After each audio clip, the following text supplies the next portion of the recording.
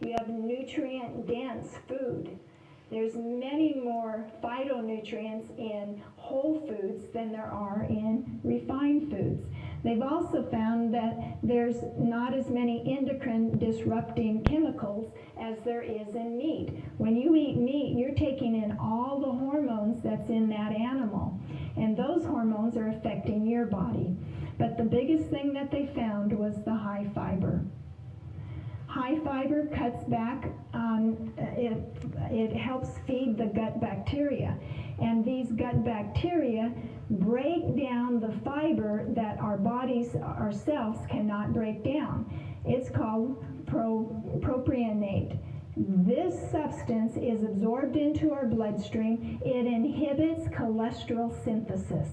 So it's going to naturally help lower your cholesterol. It also helps you to feel more satisfied. It fills you up so you don't eat as much.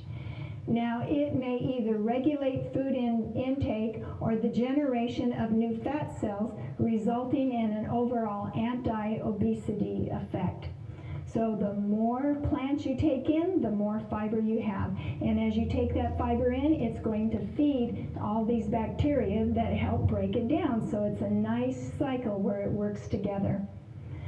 Alzheimer's disease, I mentioned, it's not in the top 10 of the world's disease, but in the United States it's number 6. And they've had studies over the past 20 years showing that people who eat meat are 2 to 3 times more likely to get dementia.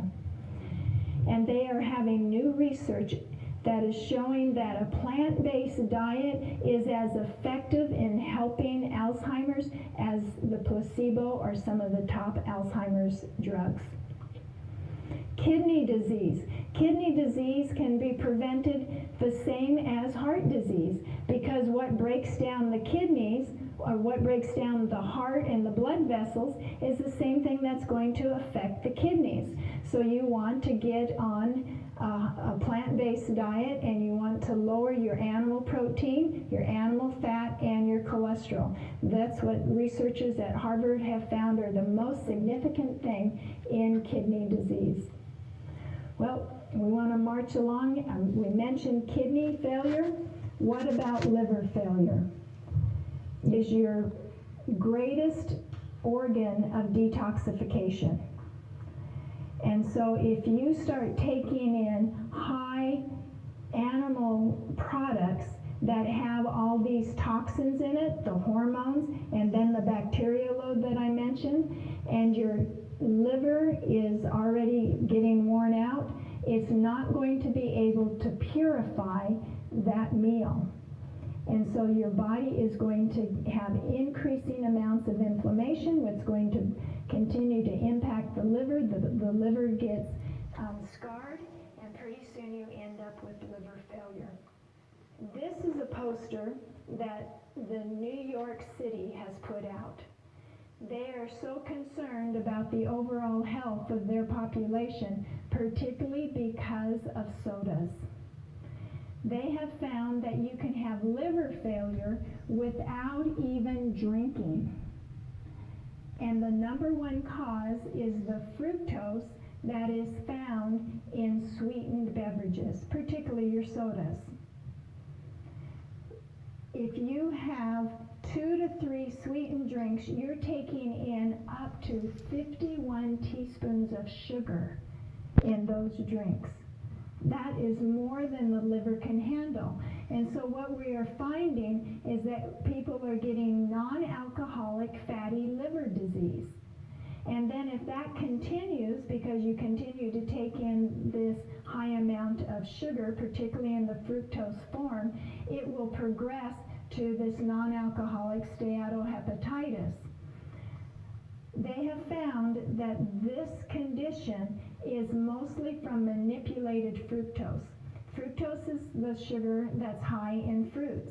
But fruit of itself, if it's not extracted out, will not cause this problem.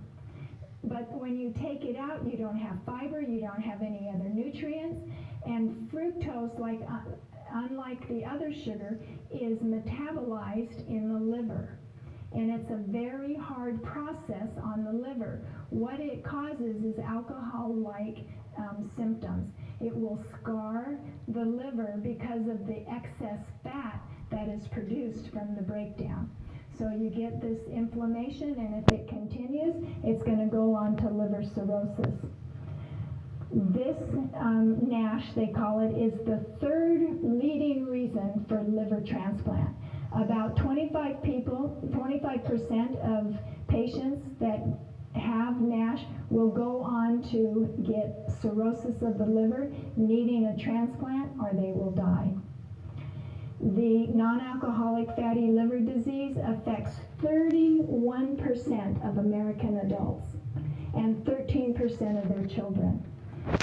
Other countries that do not take in as much fructose do not have as much of this problem, but I'm going to tell you, Canada and all the way down through Brazil, Brazil's right up there at the top, they are facing this kind of problem. The causes: high fructose, trans fats, overweight, and not exercising. Well, you know, I could keep mentioning one disease after another, and the bottom line is all the same. When you have a diet that's high in animal products, you're going to get these leading causes of death. You have a diet that's high in plant-based or strictly plant-based, you have health. Well, there was a country, one country, where the whole country adopted a better diet. It happened to be Finland. After World War II, the Finnish people had a diet that was worse than the United States right now. They had high meat, high dairy, high fat. By 1970, their rate of mortality from heart disease was the highest in the world. The government was alarmed, and they said, you know what? We need to do something about this. They knew about the plant-based diet and what it did to lower the risk of heart disease, so they initiated the Berry Project. And what they did, they went and encouraged dairy farmers and other farmers to start planting more plant-based products, particularly berries. And a number of the dairy farmers adopted the plan, and they had little competitions, friendly competitions, to encourage different sections of the country to have the cholesterol-lowering competition. Let's see who can lower their cholesterol the greatest. What was the result? They had an 80% drop in cardiac mortality across the country. That's awesome. Overall cause of death dropped 45%, and they had 6 to 7 years of added life. So no matter what other disease that I put up here, the story's going to be the same. And why is it the same story? Because what keeps you healthy is what's going to bring you back to health. You break those laws that God has put into our system. They're fixed. They can't be changed. If you buy a diesel car, that car is fixed for the fuel that you put in it. You can't go and put gasoline in it, or you're going to be in trouble, aren't you? Well, it's the same. This vehicle has fixed laws for the type of fuel that makes it operate. And you put any other fuel into it, you're going to break, one way or another. So we want to come back to the idea of the laws of life. It makes sense, and it's simple, isn't it? It's just a challenge to discipline ourselves to do it. But you know what? We have a mighty God. And He knows how weak we are. He knows how addicted we are to all these things. And He said, just ask me. I'll give you all the strength you need.